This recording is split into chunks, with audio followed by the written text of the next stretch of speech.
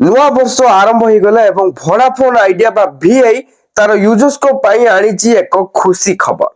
Company तार दुईटा लोकप्रिय रिचार्ज प्लान रे वैधता वृद्धि करिछि माने वैलिडिटी को बढ़ाई देछि। हेले कोन से रिचार्ज प्लान चलंतु आज रे वीडियो मु आपन को फटाफट जणै दोछि कोन आसीछि नुआ अपडेट। हेले ताहा पूर्वरु वीडियो को गटे लाइक करंतु एवं चैनल को नुआ आस्तिले वर्तमान चैनल को सब्सक्राइब करी बेल आइकन को प्रेस करी ऑल रे क्लिक कर रखिया को जमार भी भूलंतु नै।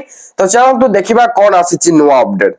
तो वीआई रो नुआ अपडेट अनुसार जणा पड़छि जे प्रीपेड ग्राहक को आश्वस्ति प्रदान करिछि वीआई। এই যোজনা গুড়িক বর্তমান অতিরিক্ত 96 দিনর বৈধতা প্রদান করুছি যাকি মোট বৈধতা 180 দিন কিংবা 6 মাসকু পৌঁছাই দেইছি।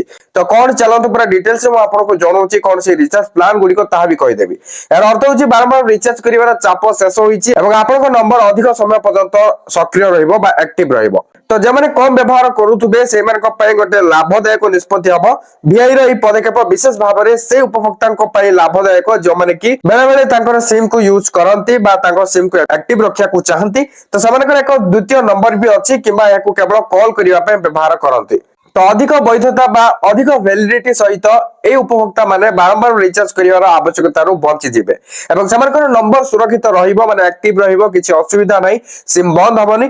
कंपनी दुईटी भिन्न योजना रे एई वैशिष्ट्य प्रदान करिछि जहा प्रत्येक उपभोक्ता को सेमानकर आवश्यकता अनुसार विकल्प बाछिया को अनुमति देबो। तो एथिरे आसुची प्रथम रिचार्ज प्लान जहा कि 859 टंकार रिचार्ज प्लान। तो वीआई रो 859 टंका बा 859 रुपीस रो जो रिचार्ज प्लान रहिछि एथिरे प्रतिदिन इंटरनेट व्यवहार करथुवा लोकन को पई डिजाइन करा जाईछि। एही प्लान व्यवहारकारी को प्रतिदिन 1.5 जीबी रो हाई स्पीड डाटा प्रदान करिवो माने पर डे आपन को 1.5 जीबी रो डाटा मिलि जिवो।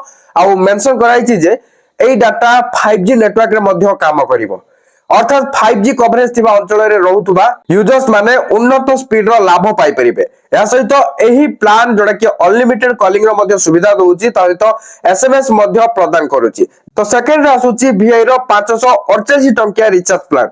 तो एही समय रे 588 टंकिया रो रिचार्ज प्लान से उपभोक्तांक पय अधिक उपयुक्त जेमन को अधिक इंटरनेट आवश्यक नाही।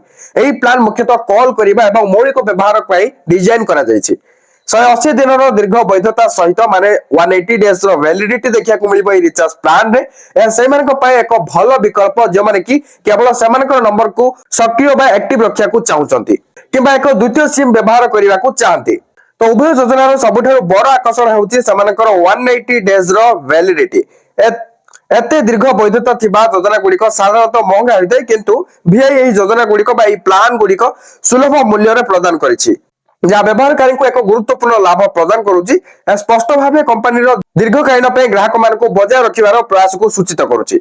तो वीआई व्यवहारकारी आश्वस्ति खबर है जदि आपण जड़े वीआई उपभोक्ता एवं बारंबार रिचार्ज करी क्लांत हो पड़ुछंती तेबे एही नूतन अपडेट होइतिबा योजना गुड़िक आश्वस्ति आनिबो। थरे रिचार्ज करंतु एवं 6 मास पई असुविधा मुक्त व्यवहार मजा नियंतु। तो देखिया को पाइले वीआई रो कोन थिला से दुईटा रिचार्ज प्लान जोथरे कि 180 डेज रो लॉन्ग टर्म पर्यंत वैलिडिटी मिलुची। तो जहां थिला प्लान मु तो आपन को जणैली आपन को केमति कोन लागिला प्लान निहाती भाबरे आपन को फीडबैक कमेंट सेक्शन रे जणा को भूलिबेनी।